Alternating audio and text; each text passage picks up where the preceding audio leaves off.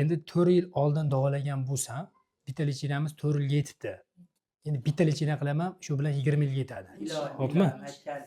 Bo'ldi. Mana xolamizdagi holatlarimiz bo'yicha mana 64-yil ekansiz. Ikkalasini ham mana o'ziga qilibmiz. Ikkala tizza bo'g'imda ham tizzadagi tog'aylarning yemirilishi ikkinchi bosqich ekan. O'sha bir akangiz ham tufay yemirishni davolovdingiz, halgiga ishlardingiz, yangi borganingizda. 3,5 yil oldin, 4 yil oldin. 4 yil oldinmi? Ha. O'shanda yaxshi bo'lib ketgandim, o'shanda mana endi og'ridi. O'sha 4 yil oldin diagnozni o'shanda ham to'g'ri qo'ygan ekanman-da. Mana uni yomon ushlab qo'lyapti. Chapi. Endi mana o'zinglarimiz bo'yicha o'zi chapidan muammo ko'proq ekan. Mana uni ushlayapti, men mashina ushlab qo'lyapti, sizlar o'zi bas. Endi mana Hoji xola sizda bo'layotgan muammo ikkita. Ho'pli basni ish qilib. Yo'q, davolasa bo'ladi. Sizda bo'layotgan muammo ikkita. Birinchi muammo chapida og'rig'iga kuchli bo'lishiga sabab tizza bo'g'imida shamollash ko'proq, yemirilish ikkinchi bosqichi. O'ngida yemirilish ikkinchi bosqichi, shamollash yo'q. Endi tushundingizmi mexanizmni? O'shaning uchun chapida og'riq ko'p. Endi qon tahlili qilib ko'rganimizda, qon tahlilida qonda muammo chiqmabdi. Toza ekan.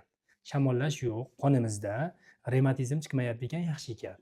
Endi lichinani faqat tizzani o'ziga qaratishimiz kerak. Endi ana o'ng oyog'ingizdagi o boldir sohasidagi bo'layotgan og'riqqa sabab o'sha belimizdagi nervga bog'liq bo'lyapti.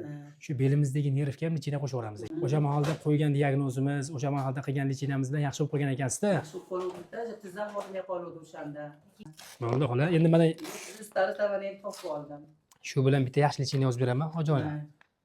Hopli basni chiqdi. Yo'q, hopli bas. Yana ham yaxshi bo'lib qolasiz, xo'pmi? Hali o'zingiz ruscha gapirganiga to'g'ri yomon kasallik. Yo'q. Endi o'shani o'zbekchasiga tarjima qilib beryapman-ku. Endi 4 yil oldin davolagan bo'lsam, bitta lichinamiz 4 yilga yetibdi. Endi bitta lichina qilaman, shu bilan 20 yilga yetadi. Xo'pmi? Biz eski bir davolangan bemorlarimiz kelsa xursand ketamiz-da. Qayerdan davoldi ekanman deb o'ylanaman. 8 yil oldin davolagan bemorim kelibdi yaqinda.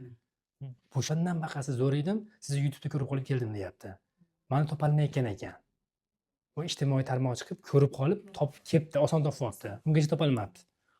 80 yoshli xolada intervyu ololmay qoldik-da. Qirg'izistondan keldi. 80 yoshli xola YouTube'da ko'rib qolib, meni Dostonga oborasan deb kelib davolanib ketdi. 80 yosh. Qoyil. Ha? 80 yoshli odam telefon tushunishga ahli yetmaydi-da.